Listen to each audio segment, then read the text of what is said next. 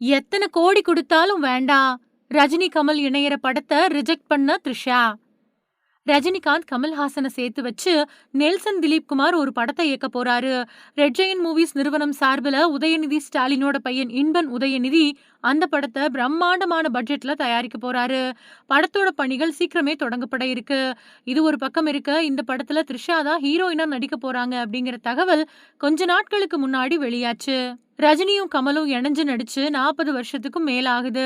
இந்த இடைப்பட்ட வருடங்கள்ல அவங்களுக்கான மார்க்கெட் எக்கச்சக்கமா வளர்ந்து இந்திய சினிமாவோட தனித்த ஆளுமைகளாவும் மாறியிருக்காங்க. எப்படியாவது அவங்க திரைத்துறையில இருந்து விலகறதுக்கு முன்னாடி கடைசியா ஒரு தடவை சேர்ந்து நடிச்சிடணும் அப்படிங்கிறது ரசிகர்களோட ஆசையா இருந்துச்சு. அதுக்கான முயற்சிகள்ல சில பேர் இறங்க, அந்த ஐடியாவுல ரஜினியும் கமலுமே இருந்ததால உடனே ஒத்துக்கிட்டாங்க. இந்த படத்தை லோகேஷ் கனகராஜ் இயக்குவாரு அப்படின்னு தான் முதல்ல சொல்லப்பட்டுச்சு. ஆனா அவர் சொன்ன கதையோட அவுட்லைன்ல உடன்பாடு இல்லாததால இயக்குனரா நெல்சன் திலீப் குமார ஃபிக்ஸ் பண்ணாங்க 2 பேருமே. நெல்சன் பொதுவா ஜாலியா படம் எடுக்கக்கூடிய ஆள் அப்படிங்கறதால ஒரு மென்மையான அப்புறம் காமெடியான படத்தை கொடுக்கறதுக்காக அவரை டிக் பண்ணியிருக்கிறதா தெரியுது. படத்தோட அறிவிப்பு வீடியோவும் கொஞ்சம் மாசங்களுக்கு முன்னாடி வெளியாச்சு. இந்த படத்தை ரெட் ஜெயண்ட் மூவிஸ் நிறுவனம் சார்பில் இன்பன் உதயநிதி தயாரிக்க போறாரு. இதுக்காக பிரம்மாண்ட பட்ஜெட்டை அந்த நிறுவனம் முதலீடு செஞ்சிருக்கு.